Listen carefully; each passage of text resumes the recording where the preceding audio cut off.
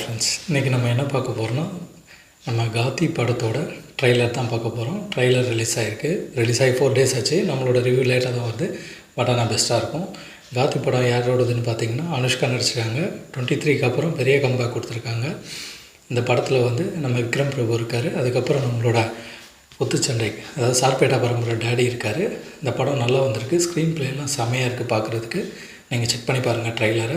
இந்த படத்தோட ஸ்டோரி என்னென்னு பார்த்தீங்கன்னா, காத்தின்ற ஒரு இனக்குழு இருக்குது. அந்த இனக்குழுவில் என்ன வேலைன்னா, அவங்க காட்டில் இருக்காங்க. அந்த காட்டிலேருந்து அவங்க பேக் போட்டுக்கிட்டு அதில் அந்த கஞ்சா விவசாயம் பண்ண கஞ்சாவை எடுத்து பேக்கில் போட்டுட்டு மலை ஏறி போயிட்டு அதை பிஸ்னஸ் மேனுக்கு கொடுக்குறது. அந்த பிஸ்னஸ் மேன் அதை வந்து சேல் பண்ணிவிட்டு இவங்களுக்கு வந்து ஒரு லேபர் கான்ட்ராக்டாக இவங்களுக்கு லேபர்ஸாக யூஸ் பண்ணி அவங்க நல்ல அமௌண்ட்டை தேத்திட்டு போயிடுறாங்க. இதான் அந்த படத்தோட ட்ரெய்லரில் உங்களுக்கு சொல்ல வருது.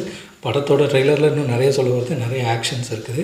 அதாவது காட்டி இனக்குழு வந்து எதுவுமே தெரியாமல் அவங்க பாட்டுக்கு ஒரு கஞ்சாவை எடுத்து கொடுத்துட்டு இது தப்பாக ரைட்டானே தெரியாத அளவுக்கு வாழ்ந்துட்டுருக்காங்க. பட் ஆனால் அவங்களுக்கு டெய்லியும் சாப்பாட்டுக்கு வழி இல்லை, அவங்க இதை பண்ணி தான் ஆகணுன்ட்ருக்காங்க. அந்த இடத்துல வந்து அனுஷ்கா வந்து ஒரு பெரிய போராளியாக வெளியே வராங்க. அவங்க வந்து இல்லை, நம்ம 10 பேரை ஏதாச்சும் கெடுதல் பண்ணி தான் இந்த காசு நம்மளுக்கு வேணும்னா அப்படியேப்பட்ட காசே தேவையில்ல அப்படின்னு சொல்லிவிட்டு அதை ஸ்டாப் பண்ண பார்க்குறாங்க.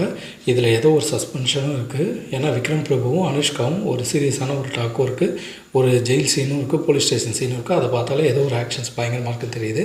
இது September 5 ரிலீஸ் ஆகும்னு சொல்லியிருக்காங்க. பார்ப்போம், உங்களை மாதிரியே நம்மளும் வெயிட் பண்ணி பார்ப்போம் என்ன ஆகுதுன்னு. படம் செம்மையாக வந்திருக்கு, பார்ப்போம். அதில் வந்து நம்ம டேடி சார்பேட்டா பரம்பரை அவரோட டைலாக் ஒன்று இருக்குது. என்னென்னு பார்த்தீங்கன்னா, காட்டின்ற இனக்குழு வந்து பிரிட்டிஷ்காரன் காலத்திலே மலையை பொழந்து தன்னோட ரத்தத்தால் ரோடு போட்ட இனம். ஆனால் இன்றைக்கி கஞ்சாவை முதுகில் போட்டுட்டு கழுதைங்க மாதிரி பொதி சுமக்குதுன்னு ஒரு டைலாக் சொல்லியிருக்காரு.